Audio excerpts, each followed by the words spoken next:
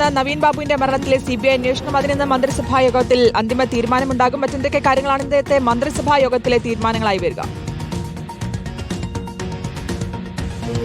ഇന്നലെ മുഖ്യമന്ത്രിയും അതുപോലെ ആഭ്യന്തരമന്ത്രി രമേശ് ചെന്നിത്തലയും കർണാടകയിൽ മുഖ്യമന്ത്രി DK ശിവകുമാറിന്റെ സത്യപ്രതിജ്ഞാ ചടങ്ങിലേക്ക് പോയതുകൊണ്ട് തന്നെ ഇന്നലെ നടക്കേണ്ട മന്ത്രിസഭാ യോഗമാണ് ഇന്നേക്ക് മാറ്റുന്നത്. നമുക്കറിയാവുന്നതുപോലെ പൊതുവിൽ ബുധനാഴ്ച ദിവസമാണ് മന്ത്രിസഭാ യോഗം നടക്കുന്നത്. ഇന്ന് ഏറ്റവും പ്രധാനപ്പെട്ട തീരുമാനമായി വരാനുള്ള ഒരു സാധ്യത അത് നവീൻ ബാബുവിൻ്റെ കേസ് CBIക്ക് വിടാനുള്ള ഒരു തീരുമാനമാണ്. നമുക്കറിയാവുന്നതുപോലെ നേരത്തെ നവീൻ ബാബുവിൻ്റെ കുടുംബം മുഖ്യമന്ത്രിയെ സന്ദർശിച്ച് നിവേദനം സമർപ്പിച്ചിരുന്നു. CBI അന്വേഷണത്തിന് എതിരായ നിലപാടായിരുന്നു CPIM നേതൃത്വം നൽകിയിരുന്ന LDF സർക്കാർ സ്വീകരിച്ചിരുന്നത്. CBI അന്വേഷണത്തിൻ്റെ ആവശ്യമില്ല, പോലീസ് കൃത്യമായിട്ടാണ് ആ കേസ് അന്വേഷിച്ചത് എന്ന നിലപാടായിരുന്നു മുൻ സർക്കാർ സ്വീകരിച്ചതെങ്കിൽ അതല്ല, ഇതിൽ പോലീസ് അട്ടിമറിച്ചിരുന്നത് CPIMന് വേണ്ടിയാണ് എന്ന രാഷ്ട്രീയ മുദ്രാവാക്യം നേരത്തെ തന്നെ UDF നേതാക്കൾ എല്ലാവരും ഉയർത്തിയിരുന്നു. ആ കുടുംബത്തിന് നേരത്തെ തന്നെ നീതി കിട്ടും എന്ന് നേതാക്കളെല്ലാവരും പറയുകയും ചെയ്തിരുന്നു. അതിൻ്റെ കൂടി ഭാഗമായിട്ടാണ് CBI അന്വേഷണം വേണം എന്ന കുടുംബത്തിൻ്റെ ആവശ്യത്തോട്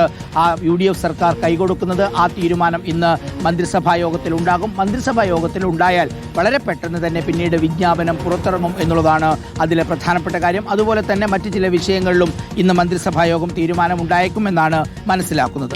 ഓക്കെ, വ്യക്തമാണ്. എന്തായാലും ഇന്ന് ഒരു നിർണായക ദിവസമാണെന്നും കാത്തിരിക്കുന്ന ധവളപത്രം ഇന്ന് നിയമസഭയിൽ അവതരിപ്പിക്കുകയാണ്. രാവിലെ ചേരുന്ന മന്ത്രിസഭാ യോഗത്തിൽ അംഗീകാരം നൽകും. കഴിഞ്ഞ സർക്കാരിന്റെ കാലത്തെ ചെലവുകൾ ഉൾപ്പെടെ ധവളപത്രത്തിൽ ഉണ്ടാകും.